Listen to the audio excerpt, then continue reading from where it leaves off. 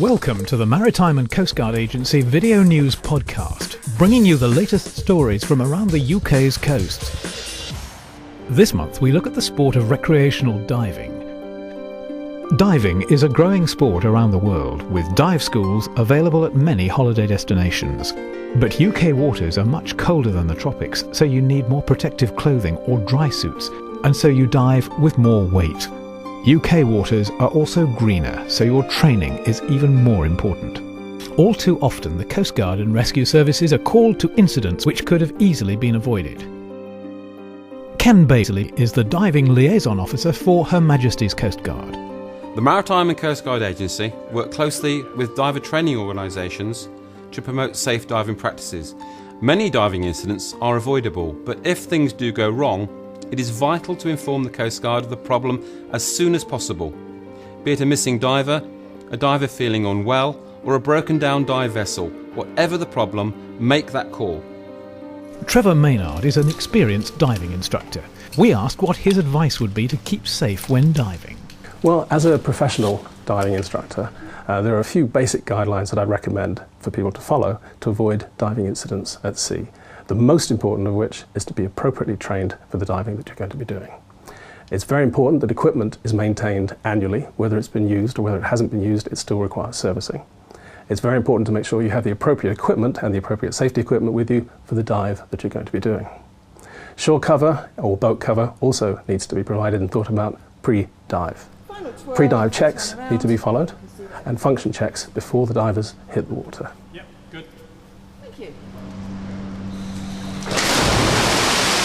One of the easy ones to remember is plan the dive and dive the plan. Deviations from the plan inevitably result in mistakes, and mistakes underwater can, in some instances, be fatal. Well, decompression sickness, or the bends, is caused by going down too deep, staying down too long, or by coming up too fast. If the diver comes up too quickly, then nitrogen fizzes in the bloodstream, causing bubbles in the joints, pain, can even cause death. Fast descents can be caused by accidentally losing a weight belt, mismanaging air supply, inadequately setting off delayed S&B. All of these things can cause a diver to come to the surface too quickly and instigate the bends.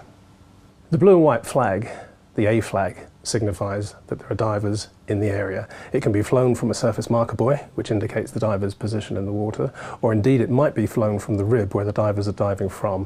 What it means is, to other boat users, stay away. There are divers in the water who may be surfacing underneath your vessel, and if you haven't got a propeller guard on, or you could even just hit them with the hull of the boat and do them damage. So if you see an A flag, stay well away from it. Sometimes you'll see the long yellow or orange sausages being dragged around a dive site. Again, there's a diver under each of those, and it's the diver marking their position so that boat traffic avoids them. In real terms, there should be no solo diving. The expression used to be that if you dive alone, then you can die alone. The idea is you always have a buddy with you at all times, and ideally shore cover or boat cover as well. If you have a buddy with you and you run out of air, you can use their alternate air source to get you safely to the surface. If there's an equipment failure, you can share the equipment and again get yourself safely to the surface. If you're on your own, you can't.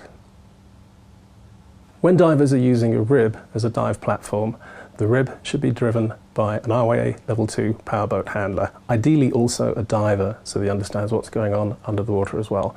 The rib should be carrying all the normal safety features recommended by the MCA. In the unlikely event that something does go wrong, the skipper of the boat, the coxswain of the boat, should make a mayday on Channel 16 and follow Coastguard advice. It's imperative that a diver plans the dive not just in terms of depth and time, but also in terms of gas supplies. Every diver carries one of these, which literally tells him how much air is left remaining in the cylinder. The red bit is the dangerous bit. If you get down to there, get out. Nice and simple. Very important to carry adequate gas supplies, and I can't emphasize enough that training is required.